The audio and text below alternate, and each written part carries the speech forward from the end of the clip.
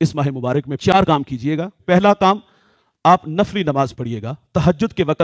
ظاہر ہے روزہ رکھنے کے لیے اٹھنا تو ہے، تو آدھا گھنٹہ یا 1 گھنٹہ پہلے اٹھ جائیں اور اٹھ کر کے اللہ کے حضور اپنی نیاز مندیاں پیش کریں، تہجد کی نماز پڑھیں۔ فرض نمازوں کے بعد جو سب سے افضل نماز ہے وہ تہجد کی نماز ہے، اور حضور نبی رحمت صلی اللہ علیہ وسلم فرماتے ہیں مومن کی عزت و عظمت قیام اللیل میں ہے، یعنی کہ تہجد کے وقت میں بندے کی عزت اور عظمت بڑھتی ہے۔ اور عبداللہ ابن سلام کہتے ہیں کہ حضور نے مدینہ الرسول میں جو پہلی تبلیغ کی، حضور نبی رحمت صلی اللہ علیہ وسلم نے فرمایا آپس میں سلام کو رواج دو، عام کرو، اور دوسرا فرمایا بھوکوں کو کھانا کھلاؤ، اور ایک فرمایا کہ اس وقت اٹھ کے نماز پڑھو جب لوگ سو رہے ہوں۔ پچھلی راتی رحمت رب دی، کرے بلند آوازہ، ہے کوئی بخشش منگن والا کھلا اے دروازہ، اور فرمایا کہ پھر سلامتی کے ساتھ تم جنت میں داخل ہو جانا۔ ساتھ آپ اشراق بھی پڑھیے گا، اور حضور نے فرمایا جو نماز فجر باجماعت ادا کرے اور اس کے بعد اللہ کے ذکر میں مشغول ہو جائے اور اس کے بعد آفتاب بلند ہو جائے تو فرمایا 2 رکعت نفل پڑھے تو اس کا اجر کیا ہوگا؟ فرمایا اللہ تعالیٰ اس کو ایک حج اور عمرے کا ثواب عطا فرمائے گا۔ چاشت کی نماز بھی پڑھیے گا۔ اس میں ابو ہریرہ روایت کرتے کہ مجھے میرے رسول نے ارشاد فرمایا کہ 3 کام تا دم آخر آپ نے نہیں چھوڑنے۔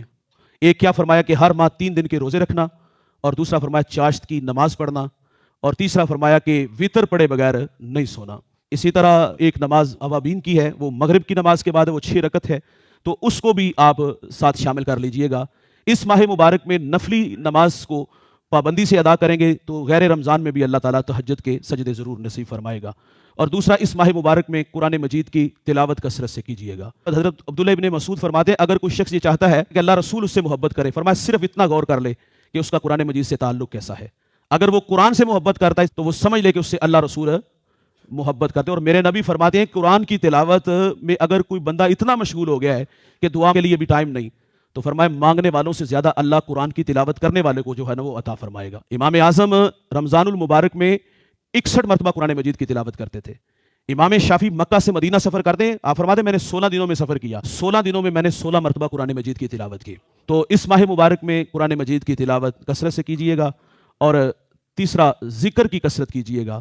اٹھتے بیٹھتے آپ درود شریف پڑھیں، آپ استغفار پڑھیں، جو مسنون دعائیں ہیں جو ہے وہ ذکر ہے وہ آپ کثرت سے کیجیے گا۔ اور آخری چیز، اس ماہ مبارک میں دعاؤں کی بھی کثرت کیجیے گا، کیونکہ حدیث کے لفظ سے اللہ فرماتا ہے میں زندہ بھی ہوں کریم بھی ہوں۔